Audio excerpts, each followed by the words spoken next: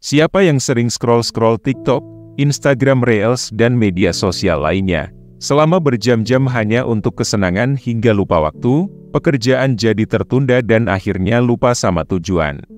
Kegiatan ini jika sering dilakukan maka nantinya akan menjadi sebuah kebiasaan yang kita anggap biasa saja, mungkin sekali dua kali tidak begitu terasa dampaknya.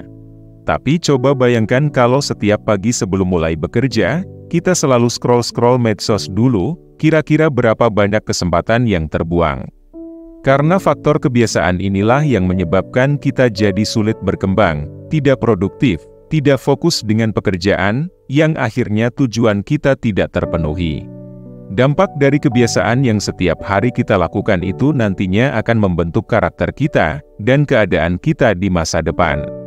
Memang menjadi manusia santai hari ini, dengan kebiasaan buruk tersebut membuat kita senang tapi besok kita akan bersusah payah.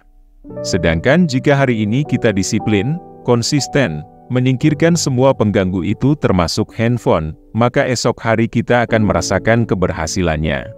Sehingga membentuk kebiasaan produktif di hari ini itu sangat penting, untuk membuat hidup kita lebih baik lagi, agar terus berkembang mencapai tujuan yang telah kita rencanakan. So, jadi kamu harus tonton terus video ini sampai selesai, agar tahu 5 kebiasaan produktif apa saja yang dapat membentuk habits kita, untuk meraih tujuan di masa depan.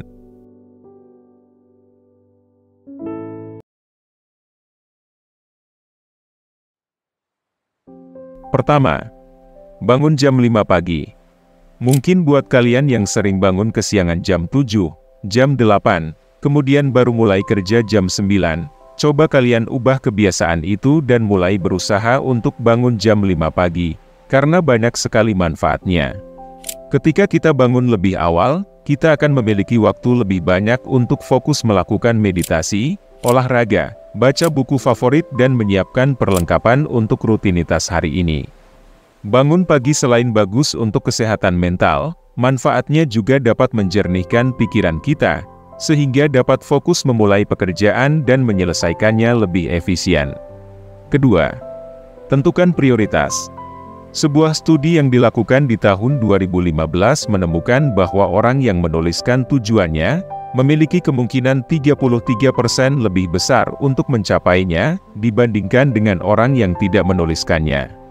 Salah satu kebiasaan saya sebelum tidur adalah menyusun jadwal rencana untuk hari besok, sekiranya apa saja yang akan dikerjakan, skala prioritas dan durasi waktu pengerjaan. Jadwal ini sangat membantu dalam menyelesaikan pekerjaan lebih cepat, dan dapat membantu mengurangi kebiasaan menunda-nunda. Selain menyusun jadwal harian, saya juga memiliki kebiasaan rutin untuk mendokumentasikan tujuan, baik tujuan jangka panjang maupun jangka pendek. Tujuan utamanya adalah supaya kita punya kompas dari rencana-rencana yang telah disusun, untuk mengurangi kebingungan, melakukan pekerjaan yang tidak penting, dan menerapkan skala prioritas. Ketiga, blok semua distraksi. Pemblokiran waktu adalah teknik produktivitas di mana kalian menjadwalkan tugas tertentu untuk jangka waktu tertentu. Pakai fokus mode atau aplikasi pihak ketiga untuk blok semua distraksi.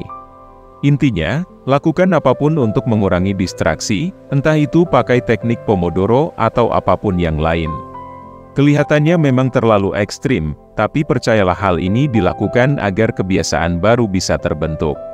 Misalnya dengan cara menyimpan ponsel kalian di ruangan lain, agar kalian tidak tertarik untuk terus-menerus memeriksanya, uninstall aplikasi yang tidak berguna, dan jangan balas setiap pesan masuk.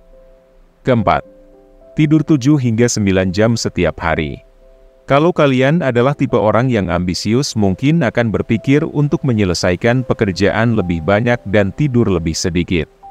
Namun hal ini tidak berlaku bagi banyak orang karena kekurangan tidur bagi mereka dapat mengganggu produktif. Ada sebuah studi dari Journal of Occupational and Environmental Medicine terhadap 4.188 pekerja di Amerika Serikat, hasilnya menyatakan bahwa kurang tidur mengganggu produktivitas kerja mereka.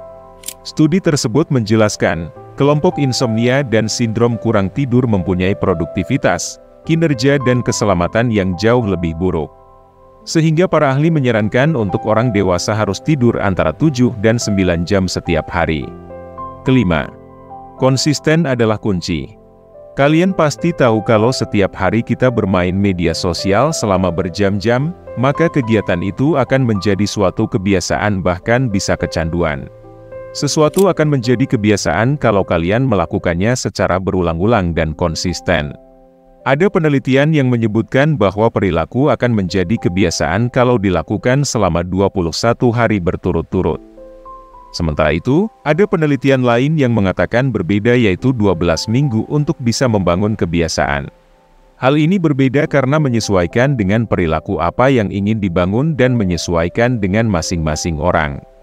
Dengan cara ini kalian bisa menggunakan habit tracker untuk membantu menjalani kebiasaan yang tetap konsisten. Tentunya kebiasaan positif seperti yang disebutkan di atas untuk menunjang produktivitas kinerja kita. Membentuk kebiasaan memang membutuhkan komitmen dan konsistensi yang panjang dan itu tidak mudah. Kita akan merasakan kebosanan, kesepian, ditinggal kawan liburan. Tapi memang harus seperti itu untuk mendidik diri kita, menjadi manusia yang maju agar tercapainya tujuan hidup yang telah kita impikan. Apapun yang kamu lakukan setiap hari secara berulang-ulang, jika itu bukan kebiasaan yang baik, maka nantinya akan berdampak besar bagi masa depanmu.